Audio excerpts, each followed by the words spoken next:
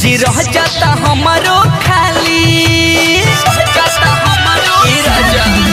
रोता वे बिंदिया बाली से जी रह जाता हमारो खाली डोना इतना सितम घरे आजा बहलम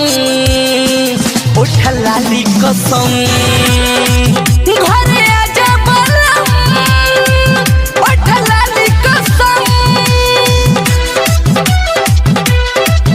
उठा लाली कसम presented by Lovely Films Production. उठा लाली कसम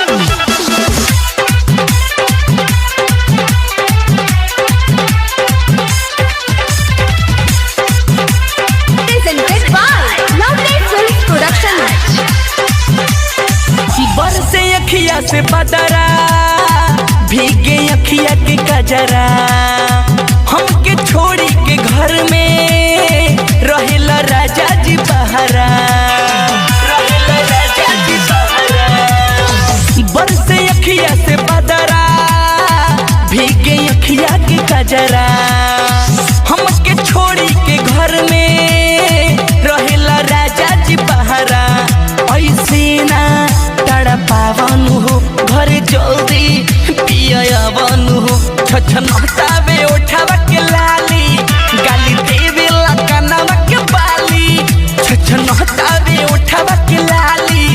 गाली देवे ला कनावा के बाली कुकी करे जा हरदम घरे आजा बहलम उठा लाली कसम घरे आजा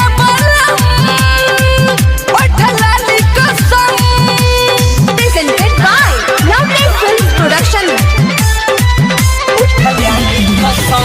Presented by Lovely Films Production.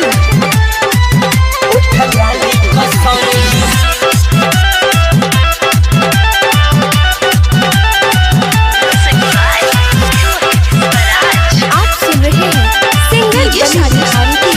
आवाज। कहोला में हर के दौरा तू का जनबई राजा बोली बिहारी सोइया दिलना से जिया के माजा दिलना से जिया के माजा कहोला में हर के दौरा तू का जनबई राजा बोली बिहारी सोइया दिलना से जिया के माजा दुख बुझो बेदर्दी सजन घरे आजा लागता नामन रंगीला राकेश समुझाव लखन प्रेमी रीते सके बोलाव रंगीला राकेश समुझाव लखन प्रेमी रीते सके बोलाव ना तो निकली दम घरे आजा बहलम उठा लाली कसम घरे आजा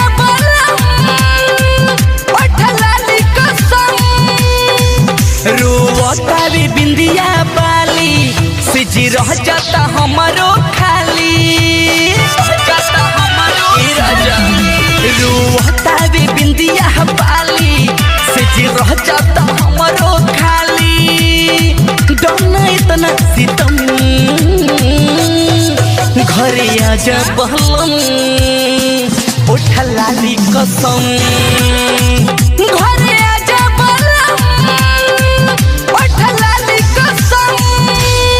lovely digital recording studio Kalibagh Bettiah. Mobile number 88 095 65 609।